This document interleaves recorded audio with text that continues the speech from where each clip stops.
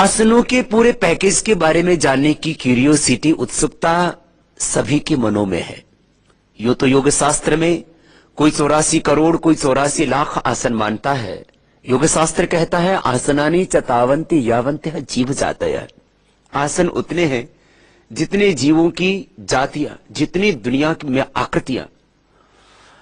व्यक्ति कंफ्यूज हो जाता है, भ्रमित हो जाता है कि मुझे कितने आसन करने हैं। मैंने भी इस बारे में बहुत सोचा है।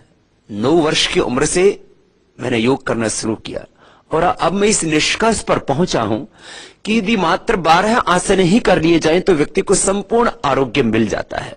और वह 12 आसन है मंडूक आसन, शशक आसन, गोमुख आसन, वक्रासन,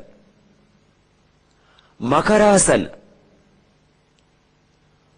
भुजंगासन, शलभासन, मर्कटासन,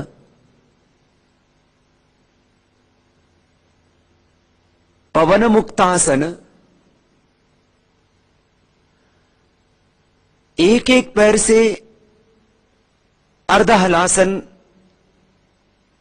फिर दोनों पैरों से भी कर सकते हैं। अर्धहलासन, द्विचक्रिकासन, पादवृत्तासन, एक एक पैर से और दोनों पैरों से भी किया जा सकता है। जिनको हार्ट आईबीपी की प्रॉब्लम हो, जिनको हर्निया हो, जिनके शरीर में कमजोरी हो, जिनकी हड्डियां कमजोर हो, वे एक एक पैर से ही करें, दोनों पैरों से न करें। और पादवृत्तासन के बाद द्विचक्रिकासन, जिसको आम भाषा में हम साइकिलिंग भी कह देते हैं। यदि ये 12 आसन व्यक्ति प्रतिदिन कर ले तो जिंदगी में कभी रोगी नहीं हो सकता। वात, पित्त, कफ का, एनाबॉलिज्म, कैटाबॉलिज्म, मेटाबॉलिज्म का, शरीर में केमिकल सोर्स हार्मोन्स का जब इंबैलेंस हो जाता है, असंतुलन हो जाता है, उसी को हम रोग कहते हैं। योग से भीतर के सभी केमिकल सोर्स हार्मोन्स का इंबैलेंस खत्म हो जाता है। योगासनों से वात, पित्त, कफ का असंतुलन समाप्त हो जाता है और योग से शरीर की एक एक कोशिका से लेकर के, बॉडी के एक एक सेल से लेकर के पूरा सिस्टम हमारा एक्टिवेट हो जाता है, सक्रिय हो जाता है, संतुलित हो जाता है, शक्ति से भर जाता है। सबको शक्ति, स्वास्थ्य, समृद्धि, शांति, संतुष्टि, मुक्ति चाहिए। योग से ये सब कुछ मिलेगा।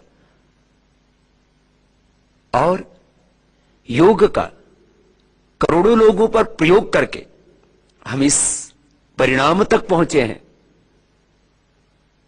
उसकी पूरी साइंटिफिक एविडेंसेस हमारे पास में है कि योग करने से कोई रोग शरीर में रह ही नहीं सकता। और योग करने वाला व्यक्ति रोगी हो ही नहीं सकता। इसलिए एक एक सेल से लेकर के पूरे सिस्टम को, reproductive, excretory, digestive, skeletal, circulatory, respiratory, nervous, endocrine system, sympathetic, parasympathetic, hypothalamus, autonomic system को आपको संतुलित करना है तो योगासन कीजिए और सदा स्वस्थ रहिए, दीर्घ आयु पाइए।